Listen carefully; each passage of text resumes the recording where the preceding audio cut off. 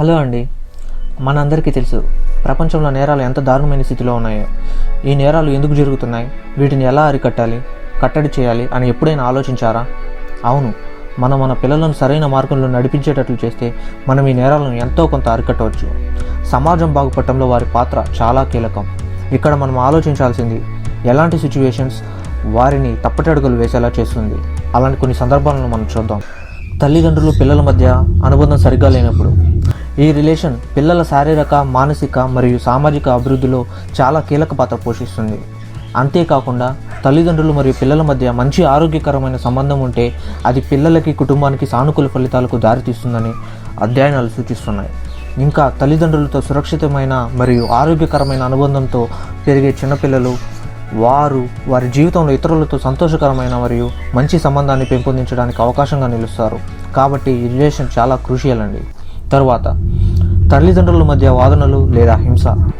అవునండి, ఇది గృహహింసకు లోబడి ఉంటుంది. అంటే జీవిత భాగస్వామి లేదా కుటుంబ సభ్యులపై నియంత్రణ పొందే ప్రవర్తన. తిట్టడం అనేది నేర్చుకోగలిగిన ప్రవర్తన. ఈ ప్రవర్తన మీ పిల్లలపై రిఫ్లెక్ట్ అవుతుంది.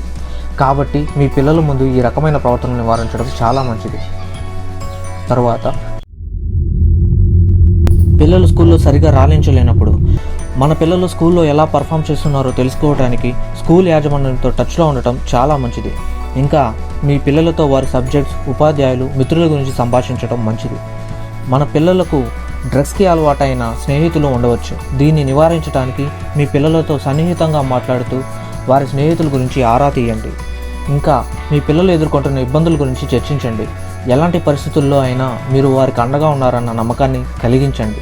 మీ పిల్లలను ఎప్పుడూ ప్రోత్సహించండి.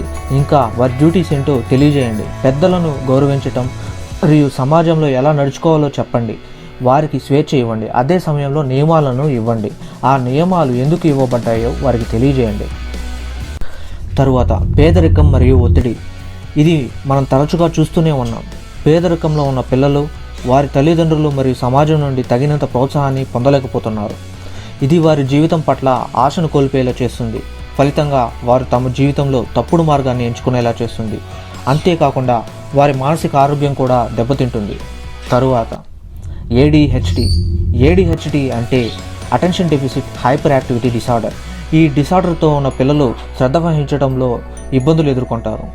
ఇది పేలవమైన పనితీరుకి దారి తీయటం, ఇంకా ఇతర సమస్యలతో పిల్లలు బాధపడుతుంటారు. దీనిని మీరు మీ పిల్లల్లో గమనిస్తే డాక్టర్ని సంప్రదించి ఈ డిసార్డర్ నుండి విముక్తి పొందేలా చేయండి. ఇంకా మీ పిల్లలను అవగాహన కల్పించే క్యాంపెయిన్స్లో పాల్గొనడానికి ప్రోత్సహించండి. అవి పర్యావరణానికి, రీసైక్లింగ్కి, అడవి జీవిత పరిరక్షణకు లేదా మరే ఇతర స్వచ్ఛంద సంస్థలకు సంబంధించినది కూడా కావచ్చు. ఇంకా హాస్పిటల్స్లో రోగులు, సిబ్బందితో సమయం గడపటం మరియు స్నేహితులు లేదా కుటుంబం లేని రోగులను సందర్శించటం, వారికి సహాయం చేయటం చాలా మంచిది. ఇవన్నీ వారిలో మంచి గుణాలు పెంపొందించడానికి తోడ్పడతాయి. తల్లిదండ్రులుగా జీవితంలో మన పిల్లలను మంచి మార్గంలో ప్రయాణించేలా చేయటం మన కర్తవ్యం. నేటి పిల్లలే రేపటి సమాజంలో మంచి పౌరులు. ఈ వీడియో యూస్ఫుల్గా ఉంది అనిపిస్తే లైక్ చేయండి, షేర్ చేయండి. ఇంకా మా ఛానల్కి సబ్స్క్రైబ్ చేసుకోండి. Thank you.